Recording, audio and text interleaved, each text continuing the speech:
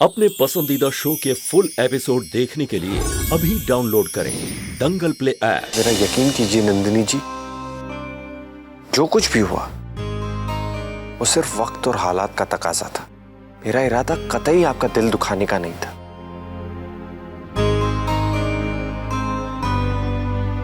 अगर हो सके तो मुझे माफ कर दीजिए। आप सोच रहे होंगे कि इतना सब कुछ होने के बावजूद हम यहाँ रुक गए तो शायद हमने आपको माफ कर दिया, लेकिन नहीं। अगर हम यहाँ रुके हैं तो सिर्फ माँ के लिए, और वैसे भी आपके लिए हमारी भावनाओं की शायद ही कोई कदर है। नहीं, ऐसा नहीं है नंदिनी जी। देखिए, आपका गुस्सा बिल्कुल जायज है, लेकिन उस वक्त अगर मैं सुमन जी की सहायता करने नहीं पहुंचता तो अनर्थ हो जाता। चलिए, अच्छा हुआ आज कम से कम आपने हमें एहसास तो करा दी कि आपकी जिंदगी में हमारी जगह कहाँ है।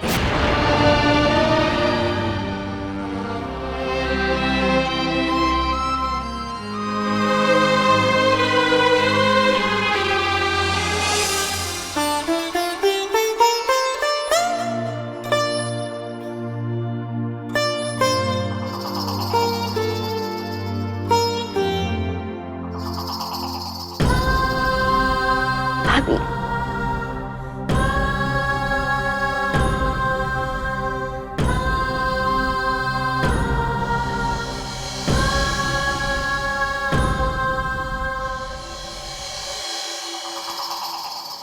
बेचारी नंदिनी, मुझे तो बहुत बुरा लगता है उसके लिए। देखिए ना भाभी, समझ में नहीं आता सुमन का भी कैसा रिश्ता है इस घर के साथ। जैसे ही उसके कदम इस घर में पड़ते हैं तब तो मानो इस घर की खुशियां सारी गायब हो जाती है। देखिए ना, अच्छी भली शादी हो रही थी कार्तिक और नंदिनी की, अब बीच में आ गया सुमन का दुख। और भाभी, शादी टली सो टली, लेकिन सबसे बड़ी हैरानी की बात तो ये है कि बाबूजी ने भी कह दिया कि आज के बाद सुमन इसी घर में रहेगी।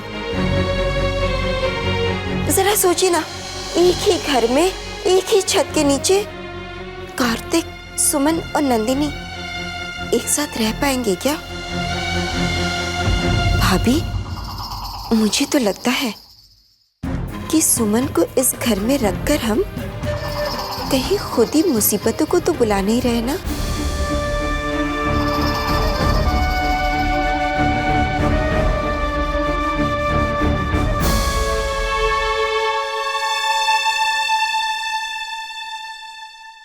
क्या सोच रहे हैं आप?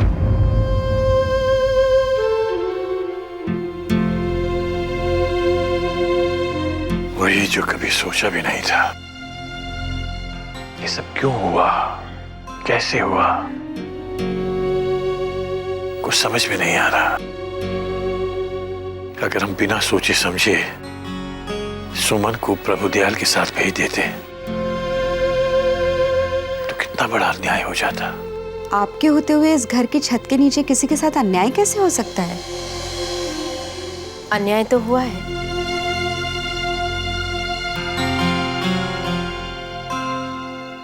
हाँ बाबूजी, इस घर की एक बहू की वजह से इस घर की होने वाली बहू के साथ अन्याय हुआ है।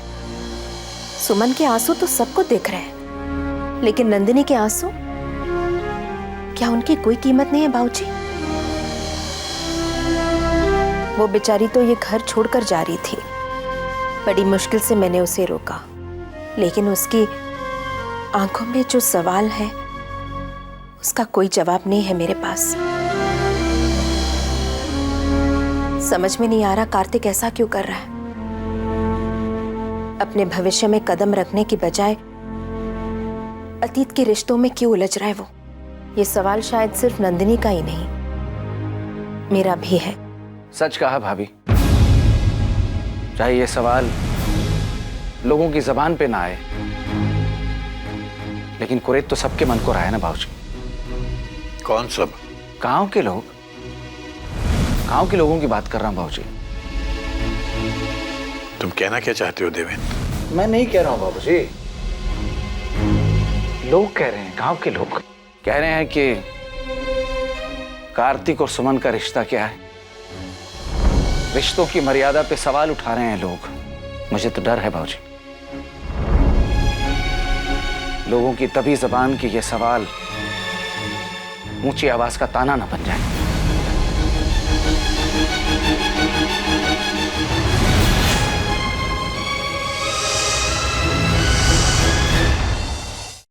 ये आप क्या कह रहे हैं दादाजी? कह नहीं रहा हूं, पूछ रहा हूं। तुम सुमन को इस घर में क्यों लेकर आए थे? पर आप ये सवाल क्यों पूछ रहे हैं? सवाल का जवाब सवाल में मत दो कार्तिक। मैं केवल इतना पूछ रहा हूं कि सुमन के दुख ने तुम्हें इतना विचलित क्यों कर दिया था कि तुम शादी का मंडप छोड़कर चले गए? किसी को कुछ बताया तक नहीं? सुमन के साथ इतने लगाव का क्या कारण है तुम्हारा? कारण ये दादाजी कि सुमन जी मेरे स्वर्गवासी भाई की विधवा है।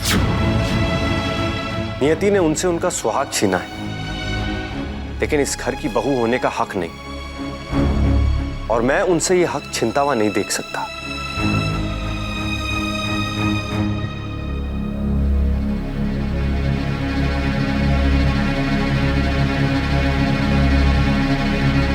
केवल यही कारण है या कुछ और? हाँ दादाजी यही है, पर आप ऐसा क्यों पूछ रहे हैं? चंद्रिका, कादंबरी, देवेंद्र, इधर आओ सब लोग।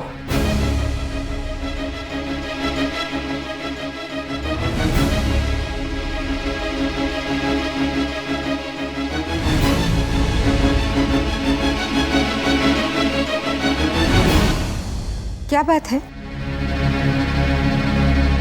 आपने हम सब लोगों को यहाँ क्यों बुलाया? अपना एक फैसला सुनाने के लिए।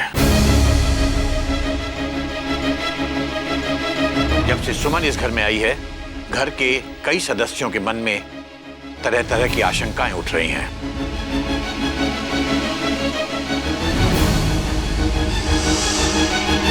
इसीलिए मैंने फैसला किया है कि सुमन आज से, बल्कि अभी से गौशाला में रहेगी।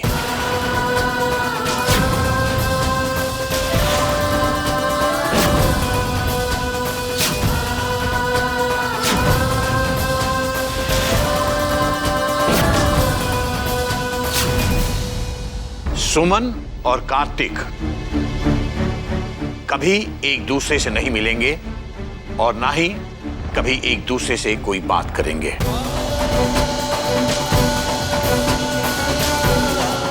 और अगर कभी इन दोनों में से किसी एक ने भी मेरे इस फैसले के खिलाफ जाने की कोशिश की, तो मैं हमेशा हमेशा के लिए इन दोनों से अपना रिश्ता तोड़ दूंगा।